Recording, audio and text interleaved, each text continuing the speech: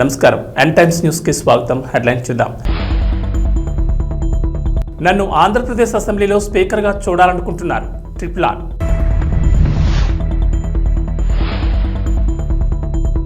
ఎన్నికల ప్రచారాన్ని ప్రారంభించిన కాంగ్రెస్ అభ్యర్థి సీతారాం.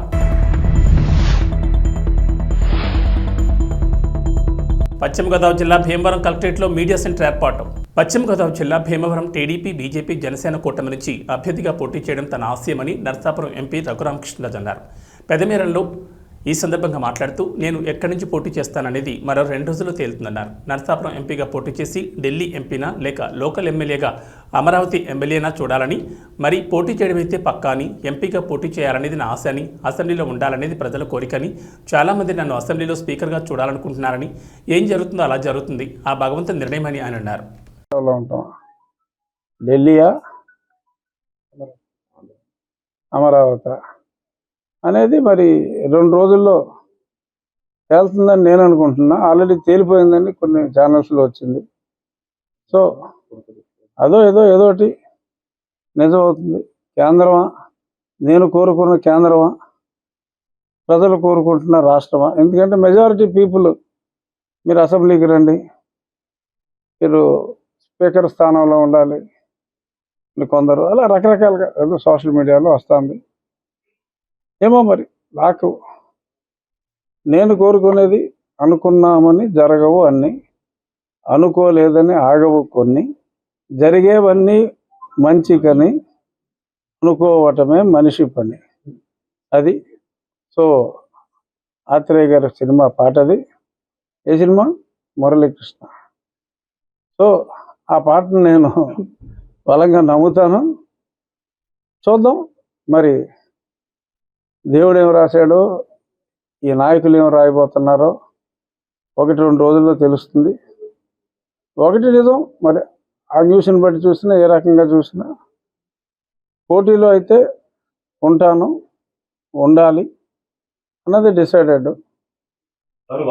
పశ్చిమ గోదావరి జిల్లా పాలకోడేరు మండలం కోడవల్లిలో ఉండి నియోజకవర్గ స్వతంత్ర అభ్యర్థి కలవపూడి శివ ఇంటింటికి ప్రచారం చేశారు. ఆయన గతంలో చేసిన సేవా కార్యక్రమాలు గుర్తు చేస్తూ సేవ చేసుకునే అవకాశం కల్పించాలని అక్కడ ప్రజల్ని కోరారు.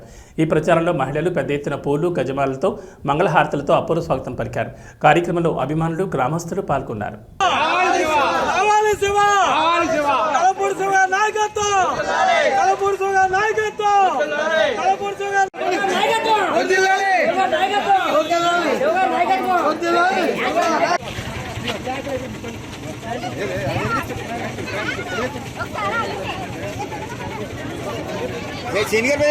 పశ్చిమ గోదావరి జిల్లా బొండి నియోజకవర్గ శాసనసభ్యులు మంతెన రామరాజు కార్యాలయంలో తెలుగుదేశం, జనసేన, బీజేపీ పార్టీల మీడియా సమావేశం నిర్వహించారు. ఈ సందర్భంగా మాట్లాడుతూ నియోజకవర్గంలో కార్యకర్తలు, నాయకులు, ప్రజలు ఎవరు కూడా టీవీలో మరియు సోషల్ మీడియాలో వస్తున్న దుష్ప్రచారాలను, అపోహలను నమ్మొద్దని పిలుపునిచ్చారు. తెలుగుదేశం పార్టీ జాతీయ అధ్యక్షులు నారా చంద్రబాబు నాయుడు మొదటి లిస్టులోని బొండి నియోజకవర్గ శాసనసభ అభ్యర్థిగా మంతెన రామరాజును ప్రకటించడం జరిగిందని 3 పార్టీల ఇన్ఛార్జీలు తెలిపారు. నియోజకవర్గంలో ఉన్న పార్టీ కార్యకర్తలు, నాయకులు, నియోజకవర్గ ప్రజలు అత్యధిక మెజార్టీతో గెలిపించాలని మీడియా ద్వారా తెలిపారు. ఈ సమావేశంలో నాయకులు పాల్గొన్నారు. మీ దాంట్లోనే ప్రశ్న జవాబు ముందుగా, ఎందుకంటే ఈరోజు ఉండి నియోజకవర్గం అప్పుడే చంద్రబాబు నాయుడు గారు సిట్టింగ్లు అందరికీ ఇచ్చామని చెప్పి గతంలో అనౌన్స్ చేశారు 2 సంవత్సరాల క్రితం. తర్వాత అచ్చెన్నాయుడు గారు అనౌన్స్ చేశారు. తర్వాత ఫైనల్గా ఫస్ట్ లిస్ట్ ఒకటి, సెకండ్ లిస్ట్ ఒకటి, థర్డ్ లిస్ట్ ఒకటి ఉమ్మడి కార్యాచరణలో భాగంగా సీట్ అనౌన్స్ చేశారు. దాంట్లో క్లియర్గా ఉండి నియోజకవర్గం మళ్ళీ స్థానికంగా ఉన్నటువంటి శాసనసభ్యుడికే పోటీ చేయడానికి అవకాశం ఇచ్చారని చెప్పి గౌరవనీయులు చంద్రబాబు నాయుడు గారు చెప్పడం జరిగింది. దీంట్లో ఎక్కడ మార్పు లేదు. కార్యకర్తలు ఎక్కడ కూడా ఆదాయపడడం అవసరం లేదు. నాకు కూడా కాల్స్ వస్తున్నాయి, మీరు 2 వచ్చినాయి. మీరు ఎక్కడున్నారు సార్ అంటున్నారు, ఎవరు ఆఫీస్లో ఉన్నారని చెప్తున్నాను.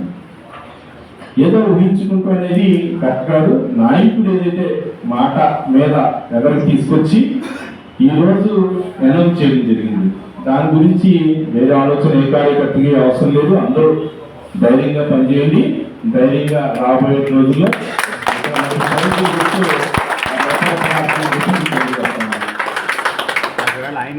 పశ్చిమ గోదావరి జిల్లా భీమవరంలో ఎన్నికల సందర్భంగా కలెక్టర్ సుమిత్ కుమార్ సమావేశం ఏర్పాటు చేశారు. ఈ సందర్భంగా మాట్లాడుతూ ఎన్నికలకు సంబంధించిన భీమవరం కలెక్టర్ భవనంలో సమాచారాన్ని మీడియాకు అందించేందుకు ఈ కేంద్రాన్ని ఏర్పాటు చేసినట్లు తెలిపారు. ఇప్పటివరకు జిల్లా వ్యాప్తంగా అందిన ఫిర్యాదులను కలెక్టర్ వివరించారు. ఎన్నికలకు సంబంధించి ఎటువంటి ఫిర్యాదు వచ్చినా దానిపై విచారణ చేయించి చర్యలు తీసుకోవడం జరుగుతుందని స్పష్టం చేశారు. ఎన్నికల షెడ్యూల్ విడుదలైన దగ్గర నుంచి నేటి వరకు వివిధ మార్గాల్లో వచ్చిన ఫిర్యాదులపై తక్షణ చర్యలు తీసుకుంటున్నామని తెలిపారు. సివిజిల్ ద్వారా కాల్ సెంటర్కు, ఎన్జీఎస్పీ పోర్టల్ ద్వారా, సోషల్ మీడియా ద్వారా ఫిర్యాదులు అందాయని తెలిపారు. జిల్లాలో ఇప్పటివరకు సుమారు 54.06 లక్షల నగదు, 8.28 లక్షల విలువైన మద్యం, వివిధ రకాల వస్తువులను సీజ్ చేసినట్లు చెప్పారు. ఎన్నికల నిబంధనలను ఉల్లంఘించిన వారిపై చర్యలు తీసుకోవడం జరుగుతుందని చెప్పారు. ఈ కార్యక్రమంలో పలువురు పాల్గొన్నారు. Media certification, MCMC control room, ఒక కంట్రోల్ రూమ్ మీడియా బ్రీఫింగ్ కోసం, ప్రెస్ కాన్ఫరెన్స్ కోసం, మీడియాకి ఇంపార్టెంట్ ఇన్ఫర్మేషన్ ఇవ్వడానికి కోసం కూడా ఒక కంట్రోల్ రూమ్ ఆర్డర్ చేయాలి. సో ఆదేశం ఇది 3rd కంట్రోల్ రూమ్ ఈరోజు ఏర్పాటు చేయడం జరిగింది. ఈ కంట్రోల్ రూమ్లో ఫ్రీగా మీడియా సిబ్బంది రావచ్చు, ఉంచవచ్చు. ఏమైనా ఇంపార్టెంట్ ఇన్ఫర్మేషన్ ఇవ్వాలి, ఏమైనా ఇంపార్టెంట్ డెవలప్మెంట్ జరుగుతున్నాయి, 3 కోడ్ ఆఫ్ కండక్ట్ సంబంధించి, నామినేషన్ సంబంధించి, withdrawal of candidate, finalisation of candidate సంబంధించి, ఈవీఎం కమిషన్కి సంబంధించి కూడా మనం టైం టు టైం మీడియా సిబ్బందికి ఇస్తుంటాము. సో ముఖ్యంగా ఈరోజు మనం first randomisation for polling personnel చేస్తున్నాము. సో సుమారుగా ఒక 10,019 ఎంప్లాయీస్కి ఈరోజు ఫస్ట్ రెండమైజేషన్ చేయడం జరిగింది. So polling presiding officer, assistant presiding officer మరియు others presiding officer, other polling officer select చేయడం జరిగింది. రేపటి నుంచి ఆర్డర్ సర్కులర్ చేయడం జరుగుతుంది. And first training, PO APO first training మనము 10 మరియు 12 ఏప్రిల్ చేయబోతున్నాము. సో సుమారుగా 4,000 పిఓ ఏపీఓకి ఈ 2 రోజు ట్రైనింగ్ కూడా ఇవ్వడం జరుగుతుంది. సో రేపటి నుంచి ఆర్డర్ సర్వ్ అవుతాయి. And 10th and 12th first training కూడా చేస్తున్నాము. అదేవిధంగా 14 ఏప్రిల్ 10 రోజుల తర్వాత ఈవీఎం రెండమైజేషన్ కూడా చేయడం జరుగుతుంది. ఇది ఫస్ట్ రెండమైజేషన్ ఉంటుంది. ఈవీఎం రెండమైజేషన్ చేసిన తర్వాత ఇమీడియట్గా కాన్స్టిట్యున్సీస్కి కూడా ఈవీఎం పంపడం జరుగుతుంది. సో జిల్లాలో ఆల్రెడీ 120% అంటే రిజర్వ్డ్ ఈవీఎం ఉన్నాయి, పియూ కానీ, సియూ కానీ, వీవీప్యాట్ కానీ. సో రిజర్వ్డ్ ఈవీఎం రెండమైజేషన్ చేసిన తర్వాత పొలిటికల్ పార్టీ సమక్షంలో ప్రతి కాన్స్టిట్యున్సీ కూడా పంపడం జరుగుతుంది. సో ముఖ్యంగా ఇది 10 రోజుల పరిస్థితి. ఇది లాస్ట్ టైం మీరు పీడబ్ల్యూడీ కానీ హోమ్ ఓటింగ్ కూడా క్వశ్చన్ అడిగారు. సో ముఖ్యంగా ఆ జిల్లాలో చూస్తే 26,000 పీడబ్ల్యూడీ ప్లస్ 85 ఓటర్స్ ఉన్నారు, 2 కేటగిరీ కలిపి. ప్రకాశం జిల్లా రాచర్ల మండలం గుడిమెట్ట గ్రామంలోని మండల పరిషత్ ఉన్నత పాఠశాల నందు పాఠశాల ప్రధాన ఉపాధ్యాయులు దర్శి శివప్రసాద్ ఆధ్వర్యంలో మండల పరిషత్ ప్రాథమికోన్నత పాఠశాల వార్షికోత్సవ వేడుకలు ఘనంగా నిర్వహించారు. ఈ సందర్భంగా పాఠశాలలోని విద్యార్థులు పలు రకాల సాంస్కృతిక కార్యక్రమాలు ఎంతగానో ఆకట్టుకున్నాయి. ఈ కార్యక్రమానికి ముఖ్య అతిథులుగా పలువురు పాల్గొన్నారు. ఈ సందర్భంగా ఎంఈఓ కోటేశ్వరరావు మాట్లాడుతూ విద్యార్థులు చదువుతో పాటు సాంస్కృతిక కార్యక్రమాల్లో కూడా ముందుండాలని అన్నారు. విద్యార్థులు శ్రద్ధగా చదువుకుని ఉన్నత స్థాయికి ఎదగాలని కోరారు. ఈ సందర్భంగా చిన్ని ఎడ్యుకేషనల్ సొసైటీ అధ్యక్షులు మాగలూరు శ్రీకాంత్ మాట్లాడుతూ పిల్లలు కష్టంతో కాకుండా ఇష్టపడి చదవాలని కోరారు. నమస్కారం. ఈరోజు ఈ చల్లని సాయంకాలపు వేళ మన పాఠశాల వార్షికోత్సవానికి విచ్చేసినటువంటి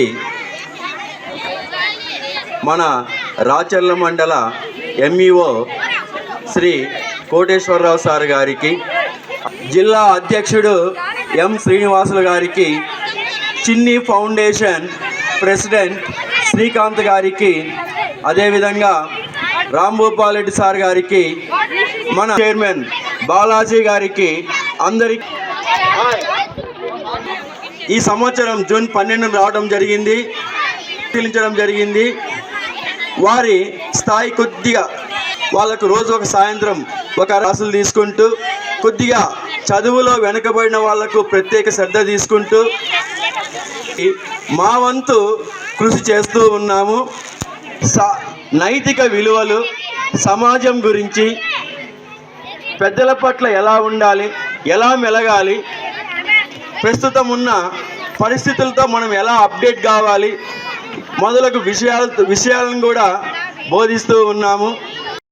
ప్రతి విద్యార్థి క్రమశిక్షణతో తల్లిదండ్రుల కష్టాన్ని ఇష్టంగా చదివినట్లయితే అత్యధిక మార్కులు సాధించడానికి అవకాశం ఉంటుంది. ఏదైతే లక్ష్యం ఉంటుందో ఆ లక్ష్యాన్ని సాధించడానికి కూడా అవకాశం ఉంటుంది. ఒకసారి గమనించండి, విద్యార్థులు అయితే మీరు పుట్టినప్పుడు తల్లిదండ్రులు సంతోషపడి ఉంటారు. రెండోసారి ఎప్పుడు సంతోషపడతారంటే మీరు పెరిగి ఎప్పుడైతే 10th క్లాస్లో మంచి మార్కులు వస్తాయో అప్పుడు సంతోషపడతారు. ఏమని చెప్పి సంతోషపడతారంటే నా కూతురు కానీ నా కొడుకు కానీ ఈ రాచర్ల మండలంలో టాప్ వచ్చిందని చెప్పి సంతోషపడతాడు. ఒక్కసారి మీ తల్లిదండ్రుల కష్టాన్ని ఇష్టంగా చదివి మీ పాఠశాలకు అదేవిధంగా మీ గ్రామం ప్రజలకు మంచి ఉన్నత స్థాయిలో ఒక విద్యార్థిని తీర్చిదిద్దే ఉపాధ్యాయుడు ఎవరంటే ఉపాధ్యాయుడు.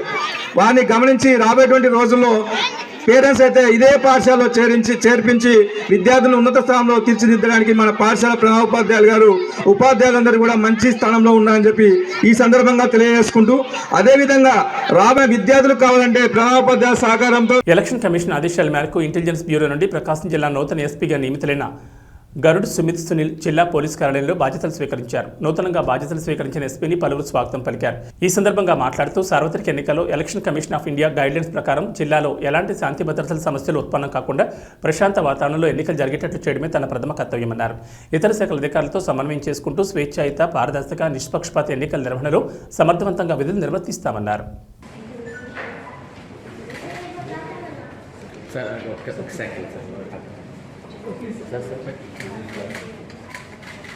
కాకినాడ జిల్లా తొలి పట్టణ జాతీయ రహదారి ఆర్టీసీ కాంప్లెక్స్ ప్రాంతంలో 7 వారాల శ్రీ కళ్యాణ వెంకటేశ్వర స్వామి దివ్యక్షేత్రంలో స్వామివారి కళ్యాణ మహోత్సవాలు ఘనంగా ప్రారంభమయ్యాయి.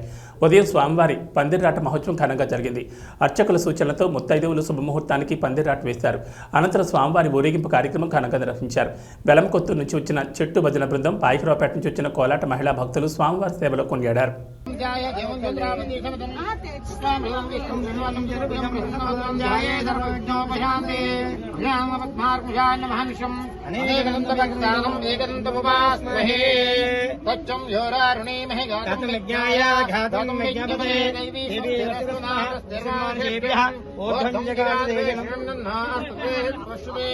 ఓం శాంతి శాంతి ఫోటో కూడా పైదా మళ్ళీ వద్దు ఫోటో కొట్ట చివరిరా శాంతినాయుడు నువ్వురా మీరు పెట్టరా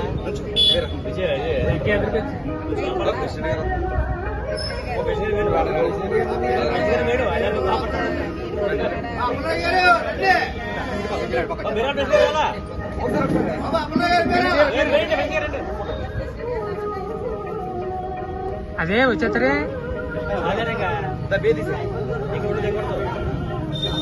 ఎడుకున్నవాడ వెంకటరమణ గోవిందా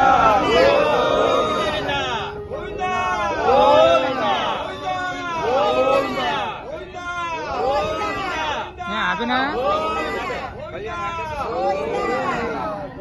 కళ్యాణ వెంకటేశ్వర స్వామికి అమ్మవారికి మహాలక్ష్మి అమ్మవారికి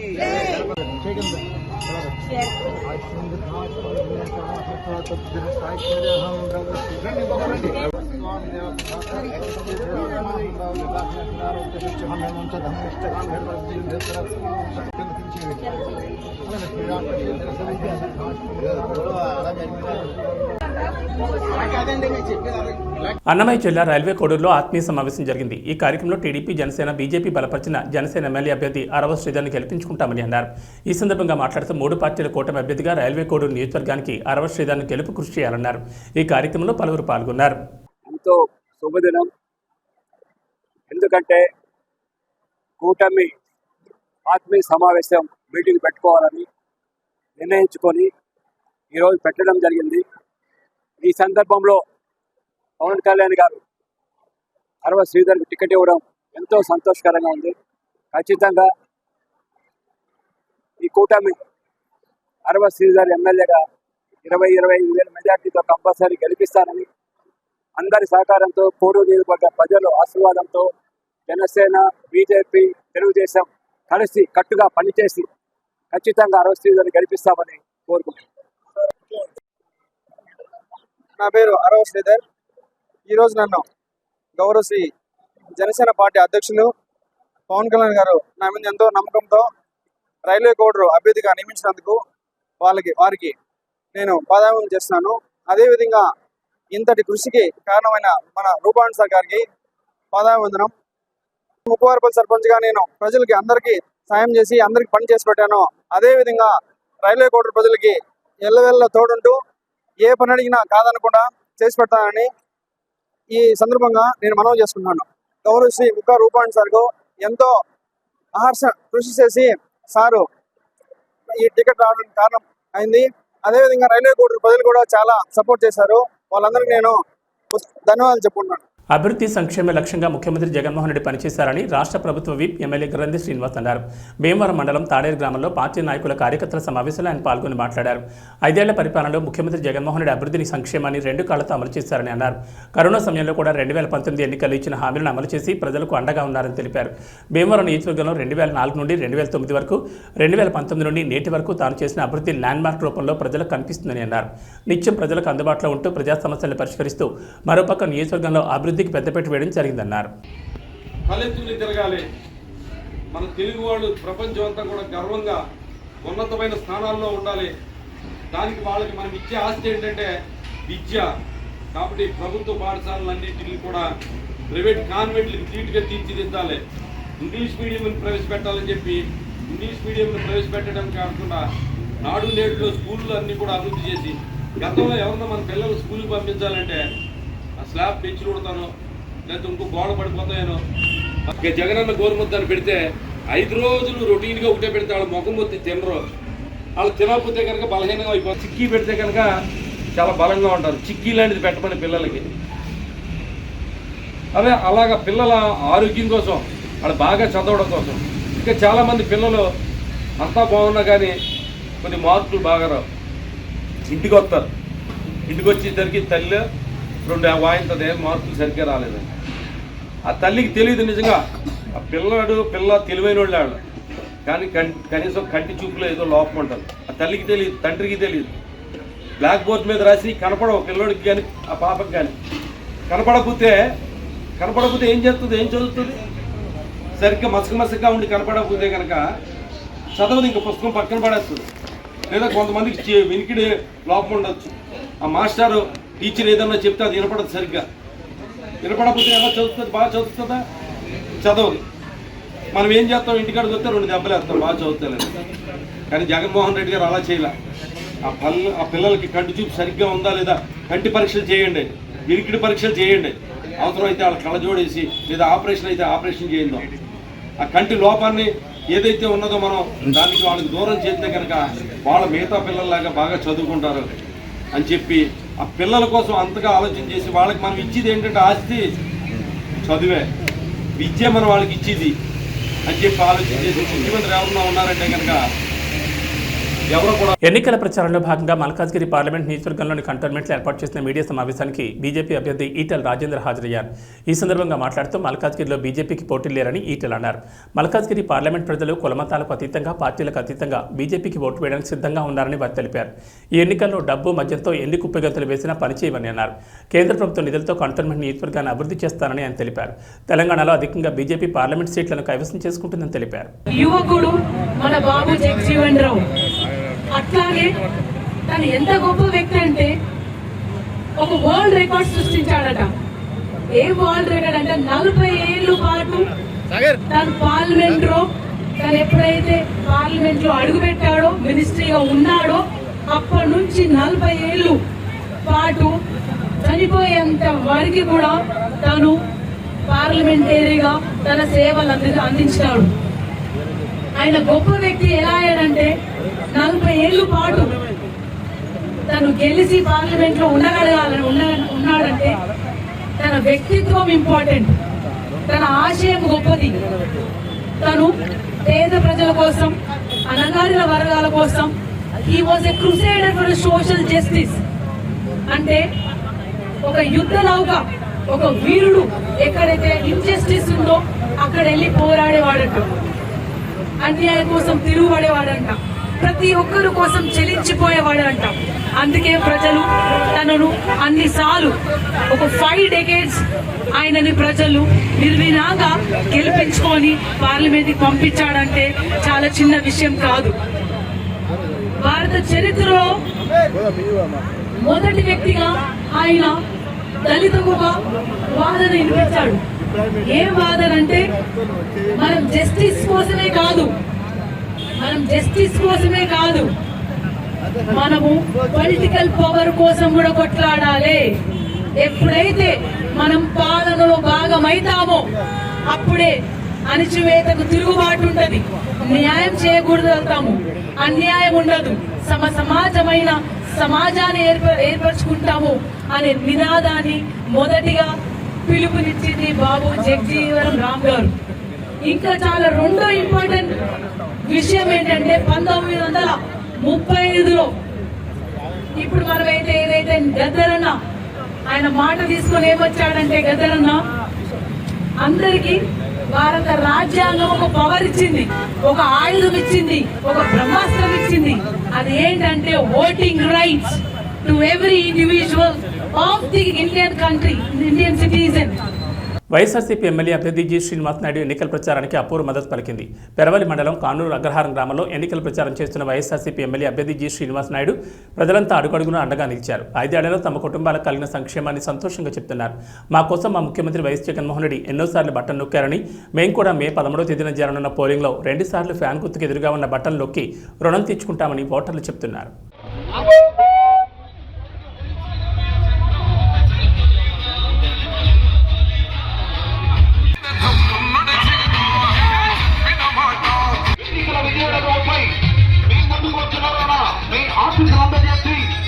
ఎన్నికల్లో 2 ఓట్లు కూడా ఫ్యాన్ గుర్తుకేసి అఖండ మెజార్టీతో గెలిపించవలసిందిగా కోరి ప్రార్థిస్తున్నాం. అదిగోనమ్మా మన ఎమ్మెల్యే శ్రీనివాస్ నాయుడు. దీనికి తారా తందానం అంటూ పవన్ కళ్యాణ్ అమ్మ. వాళ్ళిద్దరు బాగానే ఉన్నారు.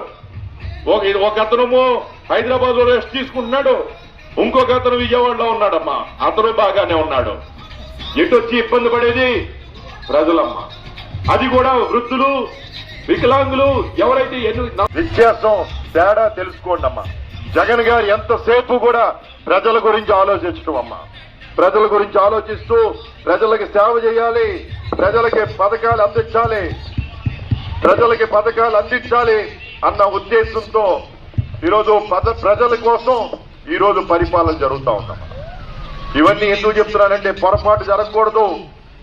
లోకేష్ మాట్లాడుతూ చంద్రబాబు నాయుడు అబ్బాయి అమ్మ చెప్తున్నాడు, మేము కావలసిన వాళ్ళకే, మాకు ఇష్టం వచ్చిన వాళ్ళకే పెన్షన్ ఇస్తాం, మాకు ఇష్టం వచ్చిన వాళ్ళకే బియ్యం కార్డు ఇస్తాం అంటున్నాడమ్మా. ఇదేదో నేను పుట్టించి నేను చెప్పట్లేదమ్మా. ప్రతి సెల్ ఫోన్ లో మీరు ఇంటర్నెట్ లోకి వెళ్ళి యూట్యూబ్ లో చూసుకోండి, అతను ఏం మాట్లాడుతున్నాడో మీరే వింటారు. అంటే మళ్ళీ గతంలో ఉన్న ఏదైతే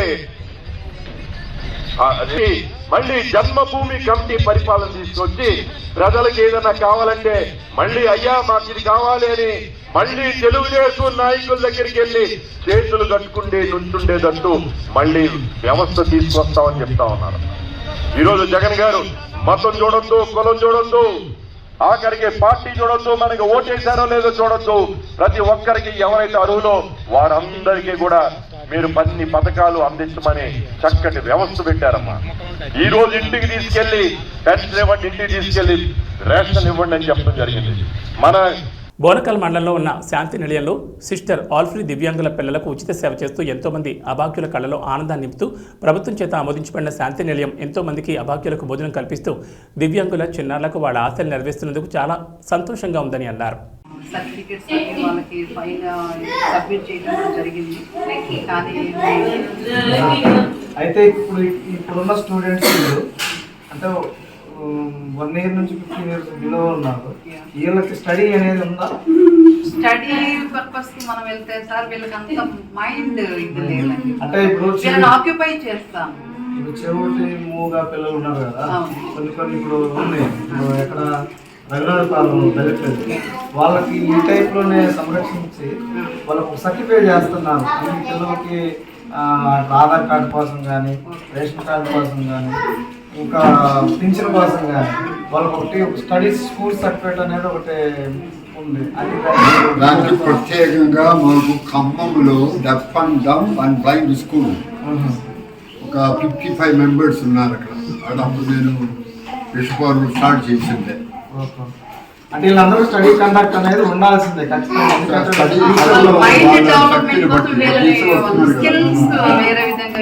స్పెషల్ టీచర్ ఇప్పుడు ఇక్కడ లోకల్లో వీళ్ళు ఉంటున్నట్టు తహసీల్దార్ గారు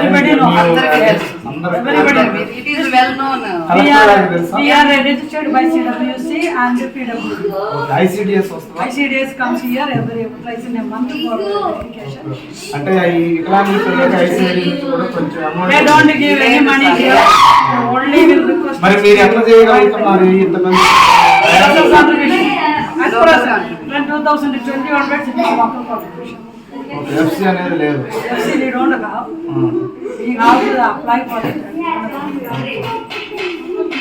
We had a little help from the diocese. We were but in 2020 onwards after lockdown we are helped to buy only local contribution. ఇప్పుడు హెల్త్ ఇష్యూస్ వస్తే ఎక్కడ తీసుకెళ్తారు? Khammam. We have got the Lakshmi Madhav Hospital in Khammam, run by Dr. Subba Rao and Dr. Vimala Ambani. Local PHC. Plus we take to Dr. Sriracha Hospital. These two hospitals are helping us for the treatment. Lot of help money they give free service.